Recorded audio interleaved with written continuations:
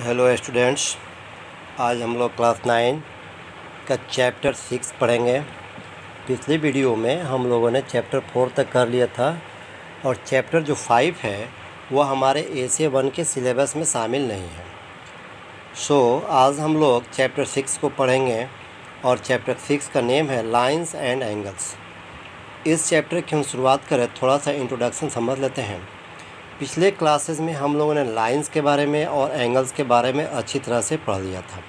आपको ये भी पता होगा कि किस प्रकार से हम लोग लाइंस को, रेज को और जो उसका लाइन सेगमेंट है उसको हम पहचानते हैं। यहाँ पर हम एंगल्स के बारे में थोड़ा सा समझ लेते हैं। आप वैसे तो एंगल्स के बारे में जानते ही हो।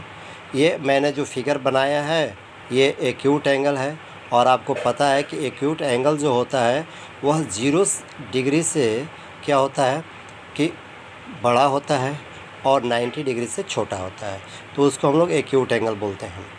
उसके बाद जो हमारा राइट एंगल बनता है वो इसका ये फॉर्म होता है, वह एग्जैक्टली 90 डिग्री के इक्वल होता है। ठीक थर्ड जो है हमारा ऑब्ट्यूज एंगल है और ऑब्ट्यूज एंगल जो है वह क्या होता है, वह 90 डिग्री से बड़ा होता है और 180 डिग्री से क्या होता है, छोटा होता है। ये बात आप लोग भली बात समझते हैं। फोर्थ नंबर जो हमारा एंगल है वह स्ट्रेट एंगल है। आपको पता है कि ये लाइन हमारा है और लाइन के ऊपर ये जो एंगल फॉर्म हुआ है वह 180 के इक्वल है, तो ये स्ट्रेट लाइन और स्ट्रेट एंगल कहलाएगा हमारा। ठीक इसी प्रकार ये जो एंगल बना हुआ है हमारा, ये जो बाहर से एंगल बन रहा है ये हमारा रिफ्लेक्स एंगल है। रिफ्लेक्स एंगल जो होता है 180 से बड़ा होता है लेकिन 360 से छोटा होता है। तो इस तरह से हम लोग इस बात को जानते भी हैं और थोड़ा समझ भी लिए कि ये एंगल्स होते क्या हैं। और छठा हम लोग थोड़ा सा ये भी जान लेते हैं कि ये एंगल क्या है। अगर कोई दो लाइन एक दूसरे को इंटरसेक्ट करे किसी पॉइंट पर, तो जो उसका अपोजिट एंगल होता है वह वर्टिकली अपोजिट एंगल कहलाता है। इसके बारे में हम लोग पढ़ेंगे और इसके आगे के जो भी एंगल्स हैं अगले एक्सरसाइज में जहाँ जहाँ उसकी ज़रूरत होगी हम लोग उसके ऊपर डिस्कस करेंगे, उस वीडियो में हम लोग करेंगे।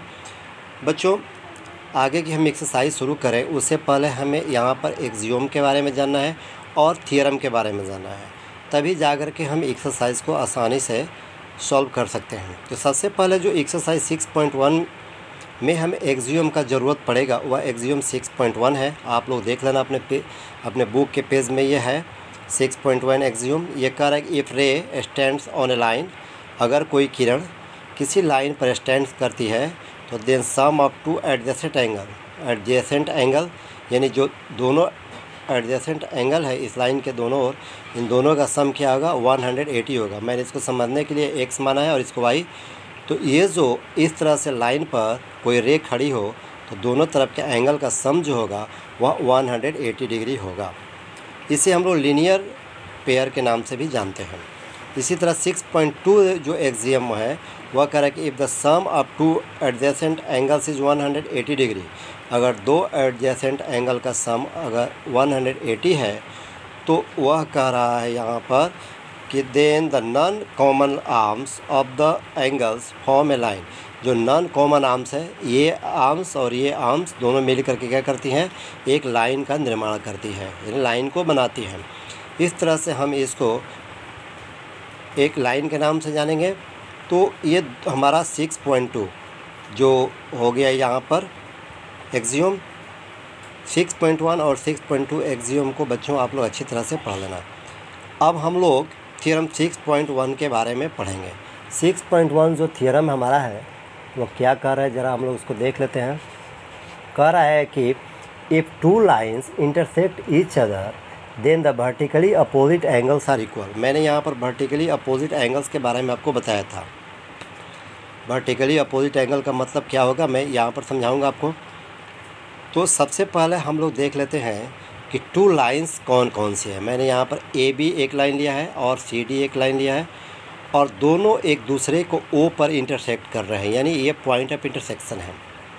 तो कह रहा है कि वर्टिकली अपोजिट एंगल इसका इक्वल होगा। तो देखो बच्चों, आमने सामने का जो एंगल होगा वह वर्टिकली अपोजिट एंगल होगा, यानी एंगल 1 का जो वैल्यू होगा वह एंगल 2 के इक्वल होगा और एंगल 2 का जो वैल्यू होगा वह एंगल 1 का भी होगा। ये दोनों आपस में इक्वल होगा। साथ ही यहाँ पर एंगल 3 का जो वैल्यू होगा वही एंगल 4 का भी वैल्यू होगा। ये हम लोग का वर्टिकली अपोजिट एंगल कहलाता है। अब हम लोग इसको सॉल्व करते हैं कैसे। तो यहाँ पर हम ले लेते हैं कि let A B and C D are 2 lines, then to prove that angle 1 is equal to angle 2, angle 3 is equal to angle 4। अब इसमें हम लोग प्रूफ करते हैं। आप देखो ये जो रे है ओ डी ए बी पर स्टैंड है।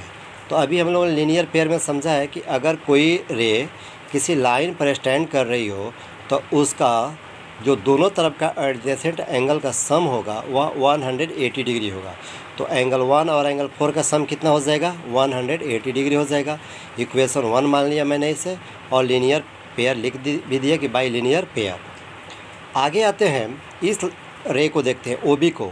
ओ बी जो है सी डी पर स्टैंड कर रही है, यानी O B stands on line C D. तो आप देखो जब लाइन सी डी पर ये ओ बी रे स्टैंड कर रही है तो एंगल 4 और एंगल 2 का सम कितना होगा, 180 डिग्री होगा लीनियर पेयर से। तो यहाँ पर इक्वेशन 1 और इक्वेशन 2 के हेल्प से हम लोग देखते हैं कि ये 180 और 180 राइट साइड में दोनों इक्वल है। तो इस साइड में angle 1 plus angle 4 equal to हो जाएगा एंगल 2 प्लस एंगल 4। तो एंगल 4 और एंगल 4 कट जाएंगे, बच जाएगा हमारा एंगल 1 और एंगल 2, यानी एंगल 1 इक्वल टू एंगल 2। तो इस तरह से हमारा एंगल 1 और एंगल 2 प्रूफ हो जाता है। सिमिलरली अब हम लोग एंगल 3 और एंगल 4 को भी सॉल्व कर सकते हैं। मुझे उम्मीद है कि मैंने जो समझाया है आप लोगों को यहाँ पर समझ में आया होगा। अगर समझ में ना आया हो तो इसे 1-2 बार रिवीजन करिएगा ताकि आप लोग अच्छी तरह से समझ में आ जाए। हम लोग आगे की वीडियो में एक्सरसाइज 6.1 के क्वेश्चंस को सॉल्व करेंगे जहां इनका हम लोग उपयोग करने वाले हैं। धन्यवाद।